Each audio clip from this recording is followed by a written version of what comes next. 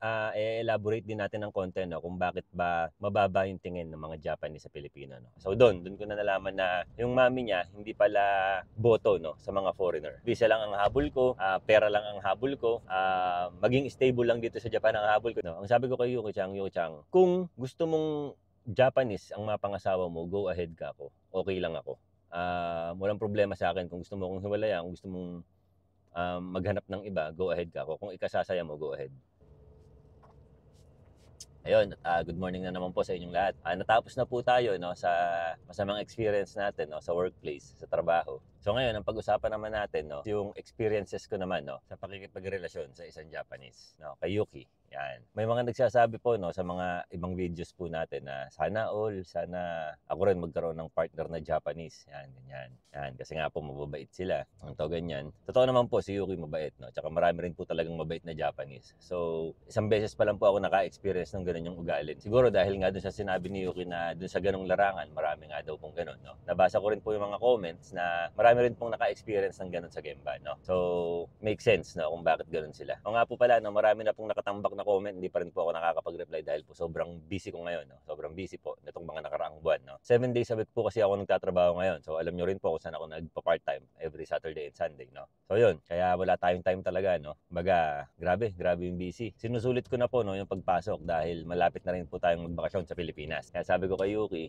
sasagarin ko na to. Total, mahaba naman yung magiging bakasyon natin. Okay lang ka ako. Agree naman po si Yuki-chan, no? Sabi nga ni Yuki, no, pagkatapos ng bakasyon namin sa Pilipinas, hanggat maaari daw, kung po pwede, wag na ako mag-part-time, no? Kasi nga po, nawawalan na ako ng time, no, sa kanila. Kapag vlog, yan, ganyan. Ngayon, sabi ko naman sa kanya, sige ka ako, tapusin lang natin tong bakasyon na to. Sabi ko naman kay Yuki, ayoko naman ka akong mag-resign doon sa part-time dahil hindi ganun kadaling makahanap ng trabaho, no, dito sa Japan. So, sa mga nag-aspire po, no, na magpunta rito sa Japan as tourist tapos maghanap ng trabaho, dinidiscourage ko po kayo, no, dahil hindi po ganun kadali. At saka kung mapupunta lang kayo sa mga gemba-gemba, again, hindi naman po lahat, no, hindi naman po lahat ng gemba merong may masamang ugali. So, tiyempuhan lang. Nataon lang na natiyempuhan ako siguro, no? Kaya yun. Kaya kung pupunta kayo rito sa Japan, ang payo ko po sa inyo is mas maganda yung nakadaan kayo lahat sa legal, no? Para makakapalag kayo. Pero ako naman po, sa part ko, kaya po ako hindi rin nagsalita noon at umalis na lang. Dahil po, sinasabi ko rin sa kasamahan ko, no? Mga kasamahan ko na mga naka-tourist visa nga. Sabi ko sa kanila, patulang ko na kaya to. Sabihin ko kayang ganito, sabihin ko kayang ganyan. Sabi naman sa akin nung kasama ko, hindi pre, wag na. Sabi niya gano'n. Hayaan mo na lang. So napag-isip-isip ko rin po nung nandoon ako habang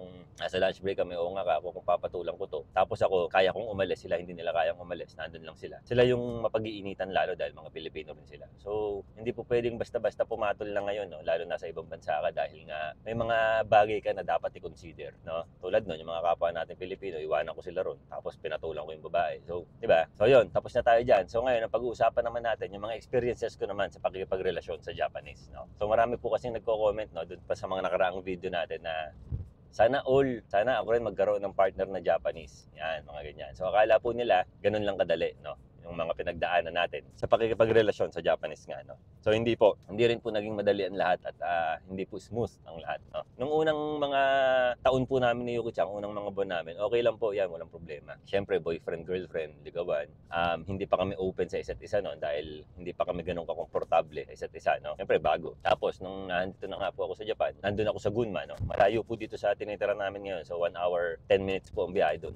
Mga 50 kilometers po yata, parang mga ganun. Noong mga panahon pong yun, nagkikita kami ni Yuki-chan Saturday, Sunday lang, no? Dahil nga po pares kami may trabaho. Kapag may pasok po siya ng Saturday, Sunday, hindi po kami nakakapagkita. Ang nangyari po ganito. So, syempre po, tumatagal na kami bilang couple, nagiging komportable na po kami sa isa't isa, no? Tapos, ayun na po, nung naging komportable na si Yuki-chan, naging komportable na rin ako sa kanya, nagsimula nang maging open kami, no? Sa isa't isa, maging vocal kami sa isa't isa. So, doon ko na nalaman na yung mami niya, hindi pala boto, no? Sa mga foreigner. Not necessarily sa Pilipino, no? Kundi sa mga foreigner. Una po, sabihin ko muna yung mga dahilan, no? Kung bakit hindi siya boto, no?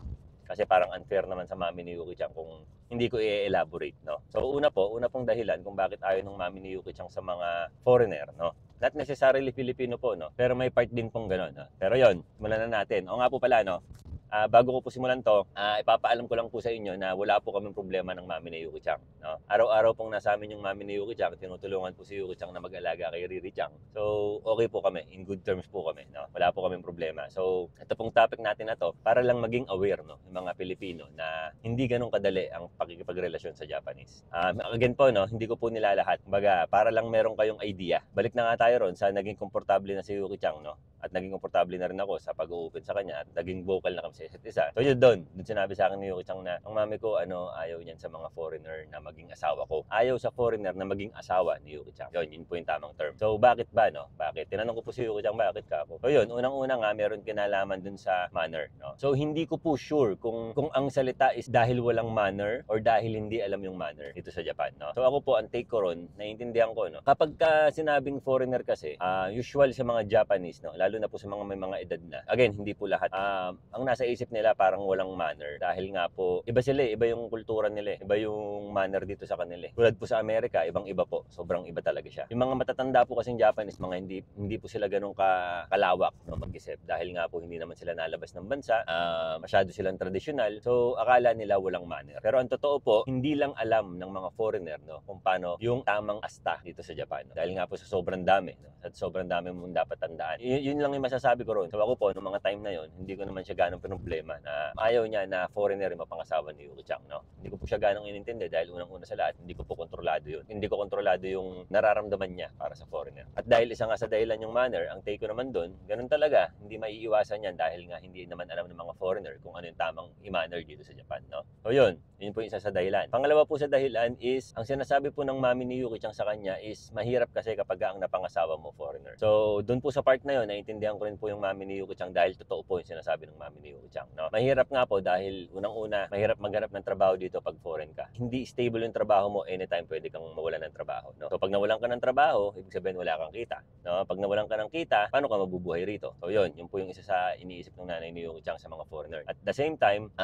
yung kita ng foreigner dito hindi po katulad sa mga lokal, no? At yung benefits ng mga foreigner dito hindi rin po katulad sa mga lokal. Kasi po kapag ka-lokal ka rito, parang futsu, basic sa kanila na meron kang bonus, basic sa kanila na meron kang shakai hoken at kung ano-ano pa, no? Basta iba yung benefits ng lokal, no, sa foreigner. Yan. So may punto po yung nanay ni Yuki-chan doon na hindi nga ganun kadali para sa foreigner na mamuhay rito. Isa pa po sa dahilan yung language barrier nga dahil po syempre baguhan ako noon, wala akong kaalam-alam. So nag-aalala, no, yung nanay ni Yuki-chan. Kaya ang gusto ng nanay ni Yuki-chan, ang mapangasawa niya is Japanese din, lokal. Kumbaga, sa dahilan, no, hindi maliligaw kasi bansa niya to. Hindi yung maliligaw sa daan, hindi po yun yung ibig ko sabihin kasi meron naman pong Waze, merong dito Google Maps. Sinasabi ko po, ibig sabihin hindi maliligaw sa pamumuhay rito sa Japan dahil nga po sarili niyang bansa, no. So ayun, yun yung pangalawa sa dahilan, no. Ayun, yung kasunod po kung bakit ayaw ba ng mami ni Yuki-chan na ang mapangasawa niya is Filipino, hindi na po foreigner, Filipino na. Dahil po sa mga chismis din, no. May kinalaman po sa mga chismis. Kasi po dito po sa Japan, marami rin pong mga mimosa talaga rito, marami pong mga marites dito, no. So may mga, syempre po, mga kapitbahay, may nang mga nababalitaan sila na Filipina, asawa, hapon, walang ginawa kundi manghingi ng pera. Laging walang pera, tapos nanghihingi ng pera sa asawa, papadala sa Pilipinas. Yun, ganun po yung balita. Mga nababalitaan ng nanay niya, no. So sa tingin ko po, no, meron niyang kinalaman sa mga, sorry kung itatakil natin to, no, kasi medyo baka marami tayong masagasaan. Kaya lang, ito naman po yung totoo, no. Kumbaga, reality lang tayo. Yun, ang take ko po dyan, no, may kinalaman po yan doon sa mga unang mga Pilipina na nagtrabaho rito sa Japan, no. Rektayin na natin yung mga Japayuki, no, na mga nagpapakasal lang. Again, hindi po lahat, no. Hindi po lahat. Baga, may mga po. May mga nagpapakasal lang para sa visa, pagkatapos nagpapakasal para sa pera. Tapos yun nga, aasa na sa asawa, papadala sa Pilipinas. So yun po yung tingin nila sa atin dito. Tingin nila sa mga Pilipina. Ganun din po sa mga Pilipino, no, na manggagamit lang, no. So ganun po kababa yung tingin, no. Again, hindi po lahat. Tsaka hindi ko po sinasabing ganun ang tingin sa akin ng nanay ni Yuki-chan. Kumbaga, nag-aalala lang siya na baka ganun, no. Kasi nga po dahil nga po sa mga bali-balita, no. Pero ako po hindi naman po ako nasaktan nun. Kumbaga, tulad nga po nung sabi ko sa inyo, no, hindi ko po problemahin yung hindi ko naman kontrolado. Kaya hindi ko na siya problema ng mga panahong yun. Ganun talaga eh. Wala tayong magagawa eh.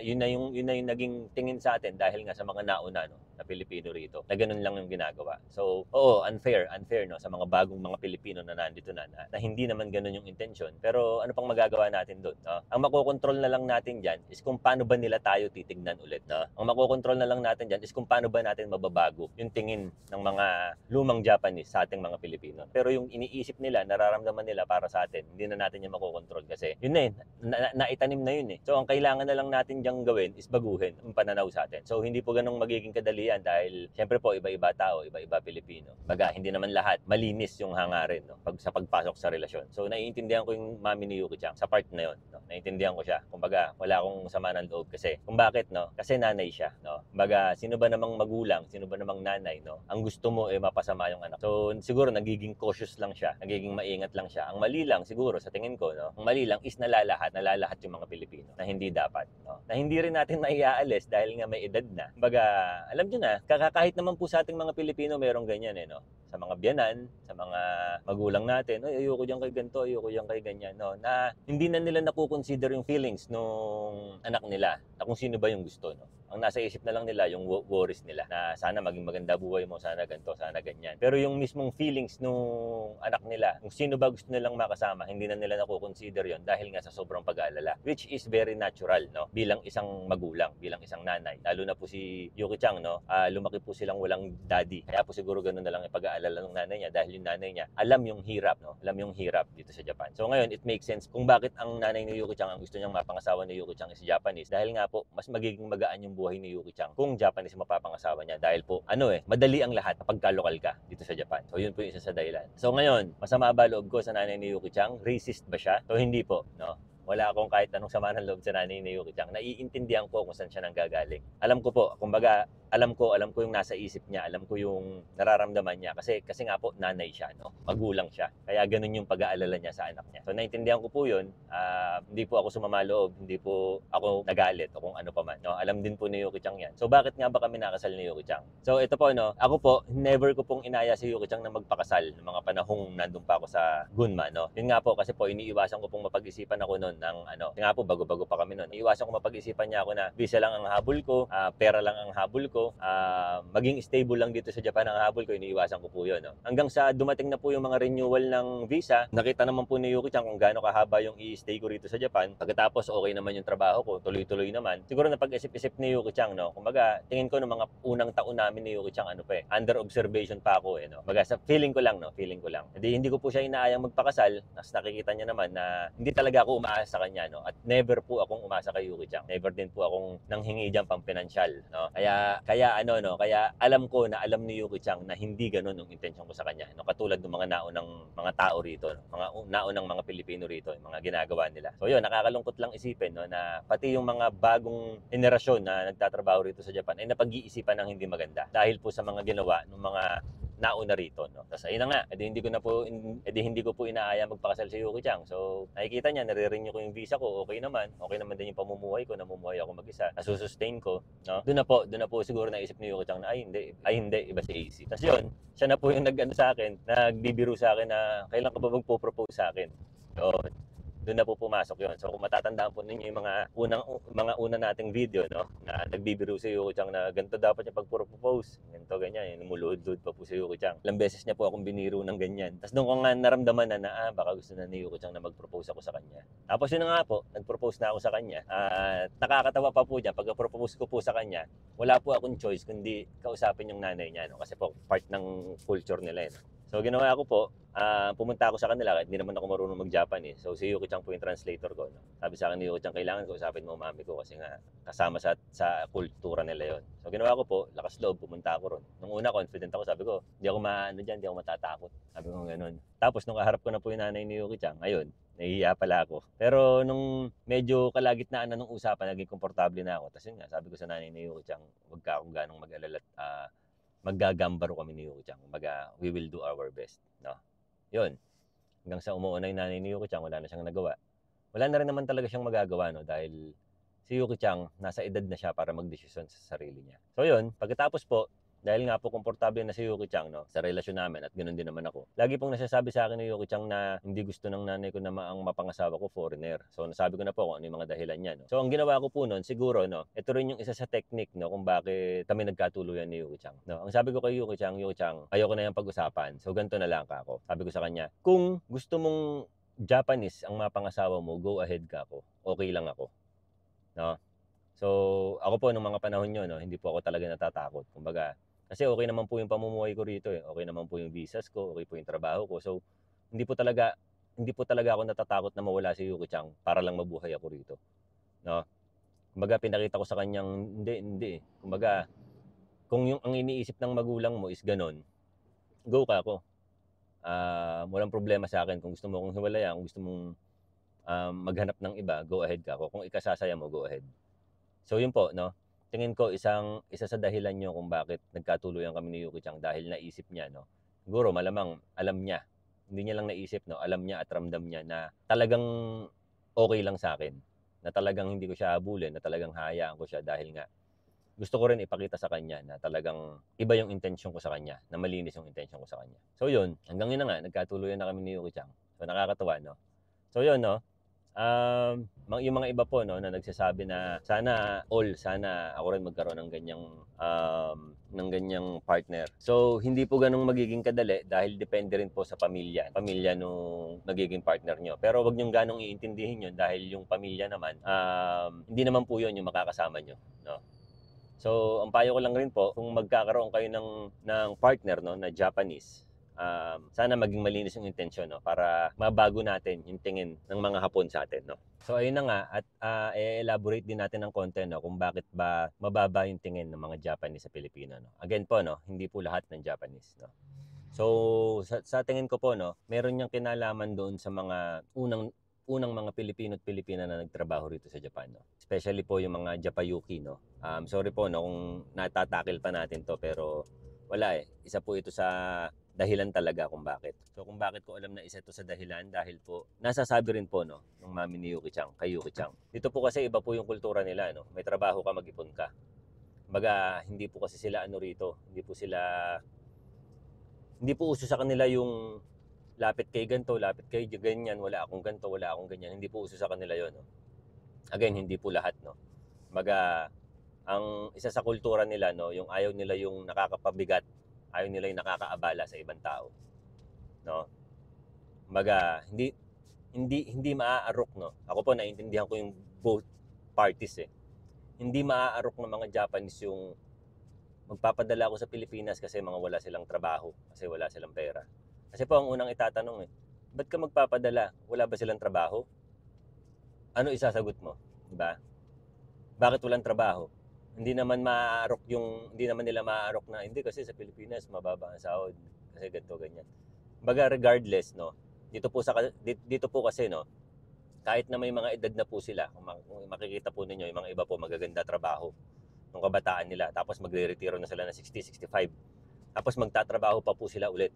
Yung magiging line of work po nila 'no, hardinero, ganito, ganyan. Kumbaga yung iba po naiinip lang, gusto may ginagawa. Yung iba naman po siguro mga hindi nakapag-ipon, kaya para ma-sustain yung pamumuhay. So never po silang ma hindi niyo po makikitang nakaasa sila sa anak, hindi niyo po makikitang nakaasa sila sa ibang tao. So kaya po siguro parang dami sa kanila yung hihingi ka ng pera sa asawa mo, papadala mo sa Pilipinas para mabuhay yung mga tao sa Pilipinas. So, kaya siguro dami sa kanila yun, 'no. So, ano 'no, merong cultural difference talaga. So, hindi nila maaarok yun na yung magpadala ka ng pera dahil nga una sa lahat, again po 'no, hindi lahat ng Japanese. Dahil nga po una sa lahat, sila po rito mga nagtatrabaho sila para mabuhay. Pagkatapos, 'di ba, parang ikaw hihingi ka lang, papadala mo sa Pilipinas para mabuhay sila. Parang siguro ang sa tingin nila unfair yun. Again po 'no, hindi po lahat ng Japanese 'no, hindi makakaarok 'no. Kumbaga, may mga ilan-ilan na makakaarok ng gano'n. Yun lang po yung sa tingin kong mga dahilan 'no, kung bakit mababa yung tingin nila sa atin. So may nag-comment din po niyan 'no, sa comment section na yun nga, dahil nga daw po sa mga Japayuki nung araw 'no, kaya naging gano'n kababa yung tingin sa ating mga Pilipino. So nakakalungkot dahil nalalahat 'no, na naisasama yung mga Pilipinong maayos yung intensyon dun sa mga Pilipinong nauna rito 'no, sa mga Pilipinong hindi nakagawa ng maganda rito. Nakakalungkot 'no, naging gano'n yung naging epekto. Pero kaya na lang natin gawin dyan is unti-unting baguhin yung tingin nila sa atin sa pamamagitan nga ng malinis na intensyon. No? Para malaman din nila na hindi lahat ng Pilipino is ganun yung intensyon. Ako po, napatunayan ko sa kay Yuki Chang, sa nanay niya, na wala akong pakialam sa kanila financially. Wala akong pakialam sa kanila sa visa, ganito, ganyan. Kumbaga, kaya ako nagpakasal kay Yuki Chang dahil mahal ko siya, dahil gusto ko siya. Napatunayan ko na po yan sa kanya, sa kanila. No? So yun, sana po no, dumami pa yung mga Pilipino na mag-aalis nung negatibong pagtingin ng mga Japanese sa atin. No?